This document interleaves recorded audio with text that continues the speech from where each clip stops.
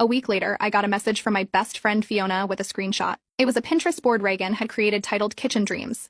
It was an exact copy of one I had made months ago while designing our kitchen renovation. Same layout, same tile pattern, same brass fixtures, even the brand of stove I'd circled in my private notes. I hadn't posted anything about it publicly, so there was no reason she would have seen it unless she had searched my profile when it was still public and recreated it detail by detail. I told Fiona not to say anything, just save it.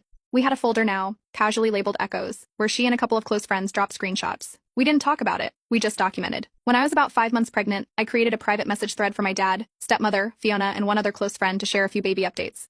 I didn't want to make a big deal about anything, but I sent them a picture of our nursery progress and the baby name we'd chosen. Nothing public, nothing forwarded. My stepmother responded with a heart emoji. That was the whole exchange. 3 weeks later, Reagan posted a photo of herself and her fiancé holding a chalkboard sign. We've decided, baby coming soon. She wasn't pregnant. The caption made that clear. But she made sure to say they had just decided to try, and were so excited to start this new chapter. The timing wasn't lost on anyone. That was the moment I went fully offline. I told everyone close to me not to send her anything. No pictures, no casual mentions, no hints. If she wanted to know what I was doing, she'd have to guess. Because I wasn't giving her anything else to copy, then came my baby shower. It was a quiet gathering, just a few close friends at a little tea room near where we lived. I had ordered a maternity dress online, a soft blue wrap style with embroidered flowers near the hem.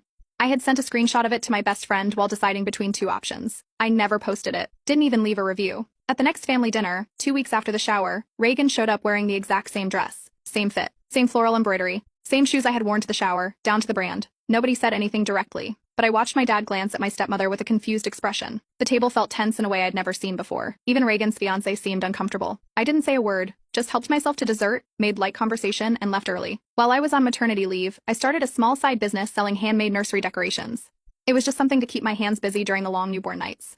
I didn't announce it anywhere except to a few people in a group text. I made little things, mobiles, wall hangings, personalized name signs, and listed them on a quiet Etsy shop under a brand name I hadn't used before. 3 months in, Fiona forwarded me another Instagram post from Reagan. She had launched her own children's decor line. The product photos looked eerily similar to mine. She'd even used a website builder template that matched mine, almost exactly. The product names were the same style. She followed the same packaging color scheme I'd chosen. It wasn't just similar, it was mirrored. That time, I documented everything. The website launch date, the domain registration, the original product photos from my phone with timestamps, the Etsy confirmation emails, even the raw files I'd saved while editing. Still, I didn't message her. I didn't make a post. I didn't tell anyone in the family. But the folder labeled Echoes doubled in size. My husband had kept his mouth shut about it for a long time. He wasn't the type to get involved in drama, but after the decor business situation, he sat down next to me at the kitchen table, held up his phone with Reagan's site open, and just said, "She's obsessed with you." I told him I didn't need to fight it. I just needed to keep building quietly. At the next family dinner, I brought a small photo book I had made of our baby's first month, nothing flashy, just printed pages with captions, bound in linen. I passed it to my stepmother, who immediately started flipping through it and tearing up.